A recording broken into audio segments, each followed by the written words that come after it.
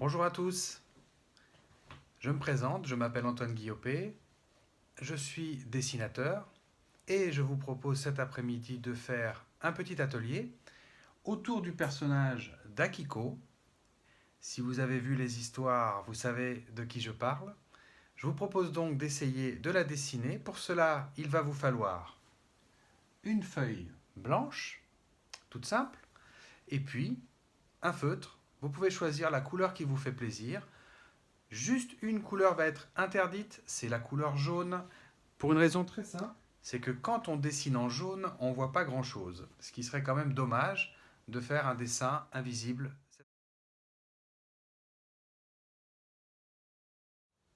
Tout le monde a sa feuille? Tout le monde a son feutre? Alors c'est parti. Nous allons commencer au milieu de la feuille, en plein milieu, d'accord? Et on va dessiner une lettre. Cette lettre, vous la connaissez par cœur. C'est la lettre U. Vous mettez la lettre U en plein milieu de la feuille. D'accord? Attention, ce U doit être assez grand, puisqu'à l'intérieur, tout à l'heure, nous allons mettre des yeux, un nez, une bouche. Il ne faut pas faire un tout petit U, sinon vous n'aurez pas la place. Ça y est? Nous allons dessiner maintenant les oreilles. Regardez bien. La lettre C va être collée au U à gauche. Et de l'autre côté, nous allons faire la deuxième oreille avec un C à l'envers. Je vous laisse faire. N'ayez pas peur. Un à droite, un à gauche. Ok? Ensuite, petite astuce de dessinateur, ce que nous pouvons mettre dans les oreilles. Regardez bien. À droite, je peux mettre la lettre F et à gauche, un F à l'envers. Pour dessiner tout ça, c'est un peu compliqué, mais on peut faire beaucoup plus simple, justement, en mettant un F à droite et un F à gauche. Ça y est? Très bien. Nous allons dessiner maintenant les cheveux du personnage. Regardez bien. Je vais commencer à gauche, à cet endroit. À cet endroit, je vais faire comme des petites montagnes pointues. On fait un pic, on fait un deuxième pic, on fait un pic plus grand et on continue les petits pics jusqu'à l'autre oreille. Vous avez vu? Je rejoins les deux oreilles par une série de zigzags comme ça, des lignes brisées d'une oreille à l'autre. Je vous laisse faire et quand vous aurez terminé, on fera les deux yeux. Ça y est? Alors, pour les yeux, ce personnage vit dans un pays qui est très loin d'ici, qui s'appelle le Japon. Pour faire les yeux, regardez bien, je vais faire un trait couché sous la frange des cheveux et un deuxième trait couché sous la frange. Nous avons donc là les deux yeux du personnage. Bien au milieu du visage, nous allons dessiner maintenant le nez. On va faire quelque chose de très simple, c'est-à-dire que nous allons juste dessiner un trait couché, un petit trait plat au milieu du visage. Nous ne dessinons pas le nez, nous dessinons l'ombre du nez, juste une petite ombre, bien au milieu du visage. Attention, il faut laisser la place pour la bouche. Ça y est? Le nez est posé? Alors on attaque. La bouche, je vous propose de faire un trait qui va sous le nez et on ouvre la bouche du personnage parce qu'il est de bonne humeur. Il sourit. Allez-y. Nous avons donc la bouche. Pour les plus précis d'entre vous, si vous avez la place, regardez, nous pouvons rajouter un tout petit trait sous la bouche pour faire l'ombre de la lèvre. Vous vous souvenez, on a fait l'ombre du nez, on fait maintenant l'ombre de la lèvre. D'accord? Très bien. Je vais vous demander maintenant de prendre une grande respiration. Je vous explique pourquoi. Nous allons dessiner le haut des cheveux, le sommet de la tête. Mais est-ce qu'on peut gommer avec le feutre? Non, on ne peut pas. Il faut donc être très précis. Et je vous propose de le faire maintenant. Regardez bien. On prend une grande respiration. Voilà. C'est parti. Je commence sur l'oreille à gauche. Je fais un trait qui monte, qui monte, qui monte, qui monte, qui tourne, qui passe au-dessus des pics sans les toucher. Si c'est votre jour de chance, en redescendant, vous allez tomber sur l'autre oreille. Vous avez vu? On fait le sommet des cheveux en un seul trait. On essaye?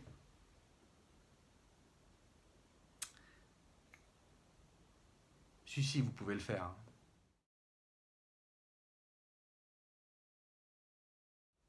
Ça y est? Vous avez bien respiré? Alors, à ce moment-là du dessin, je vous propose deux choses. Soit vous décidez de dessiner un garçon, et à ce moment-là, on va laisser les cheveux courts.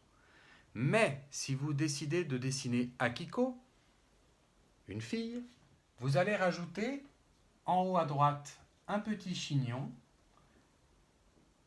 et à gauche un deuxième chignon. Et quand Akiko attache ses cheveux en boule, comme cela, elle a des petits cheveux qui partent en l'air, comme ça. Si vous préférez dessiner un garçon, vous ne faites pas cette partie-là, vous laissez les cheveux courts, d'accord? Les cheveux courts comme moi. Hein. Mais si vous préférez dessiner cette jeune fille, alors on dessine les petits chignons. Ça y est? Vous avez réussi? Super.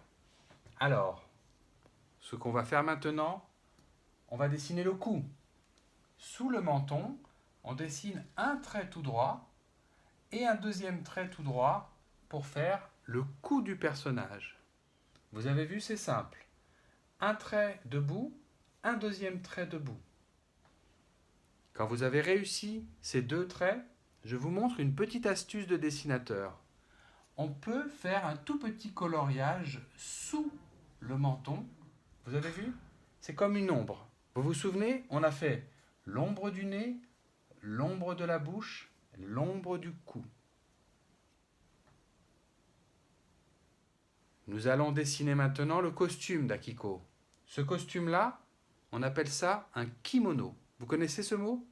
Kimono. Alors, le kimono, je vous propose de dessiner encore une fois une lettre. On dessine la lettre V. La lettre V.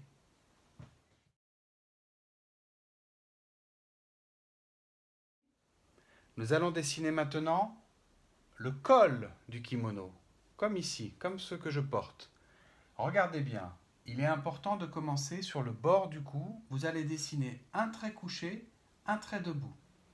Allez-y, on dessine le col du kimono. Un trait couché, un trait debout. Ça y est? On va dessiner maintenant l'épaule. Son épaule, on va dessiner à partir de cet endroit un trait sur le côté, on arrondit et on va descendre jusqu'en bas de la feuille. Vous descendez jusqu'en bas de votre feuille, d'accord? Quand vous avez réussi cette première épaule, on va dessiner évidemment la deuxième. On commence sur le bord du cou, on fait un trait couché, un trait debout pour faire le kimono. Et l'épaule, un trait sur le côté, j'arrondis un petit peu et je descends jusqu'en bas de ma feuille. D'accord? On essaye. On a dessiné maintenant les deux épaules.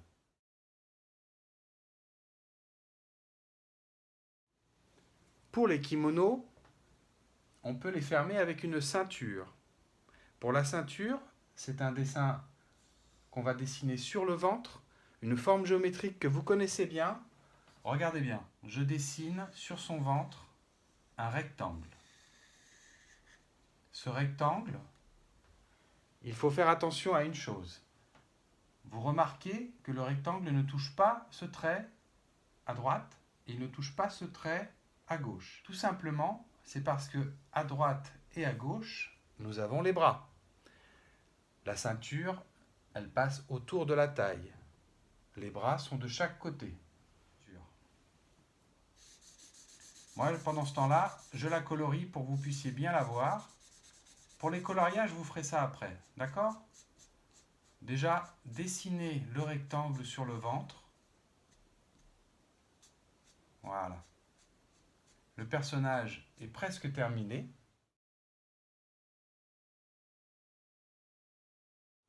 Mais on va rajouter quand même un petit détail, c'est-à-dire le paysage.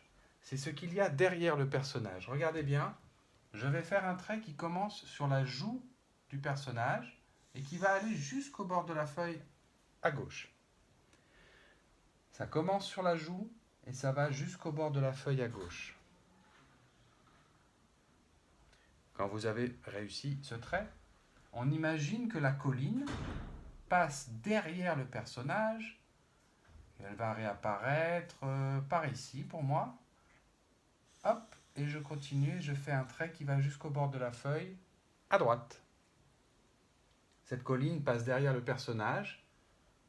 On n'est pas obligé de faire un trait tout droit. Ça peut être légèrement vallonné pour avoir la colline. Ça y est? Alors au Japon, il y a une montagne qui est très connue. C'est un volcan. Et le volcan, on va le dessiner ici. D'accord? Le volcan, c'est une montagne. Regardez bien. Cette montagne, elle monte, elle monte, elle monte, elle monte, elle monte, elle monte, elle monte. C'est normal, elle monte. C'est haut une montagne. Et au sommet, c'est tout plat, puisqu'il y a le cratère, comme c'est un volcan. Et on fait redescendre la montagne de l'autre côté, sur la ligne. Voilà.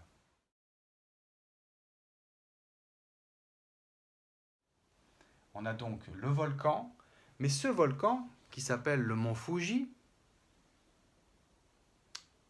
il est au Japon, il n'est plus en activité. Il n'y a plus de feu à l'intérieur, donc il est souvent représenté avec de la neige au sommet de la montagne. Pour faire la neige au sommet de la montagne, vous vous souvenez des petites lignes brisées que nous avons fait ici? Oui, vous vous en souvenez? Ces petites lignes brisées, on va essayer de les refaire au sommet de la montagne. Regardez bien.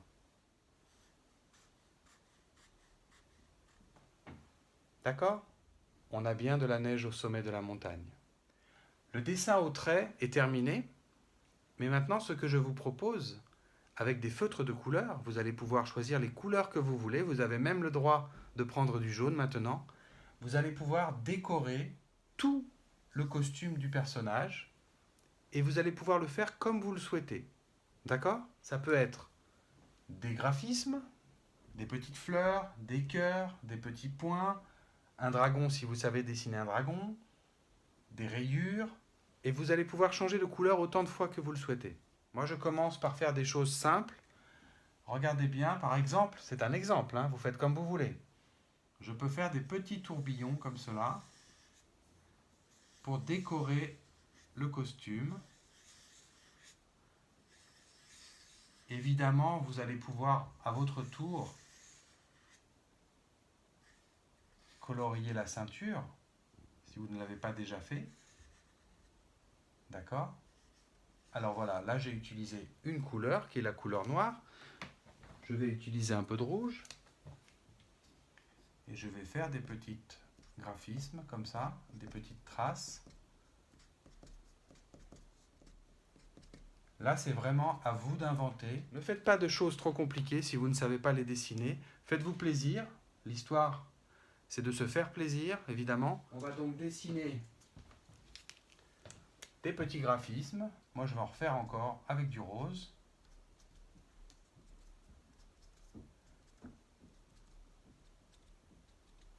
Et je vais même utiliser du jaune. Il n'y a pas de raison.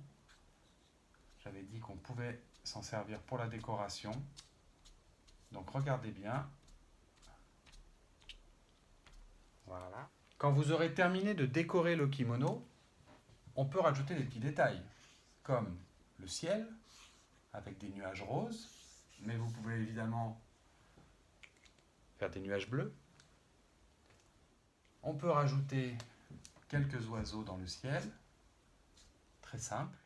Et le plus important quand vous aurez terminé votre dessin, c'est évidemment de le signer de votre prénom. Si vous avez une signature d'artiste, c'est le moment ou jamais.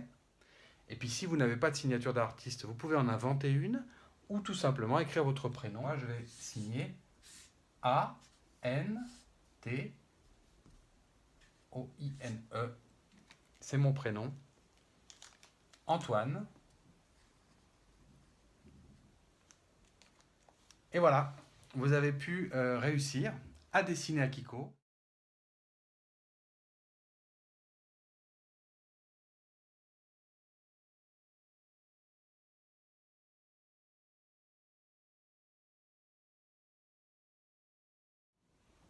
Allez, au revoir.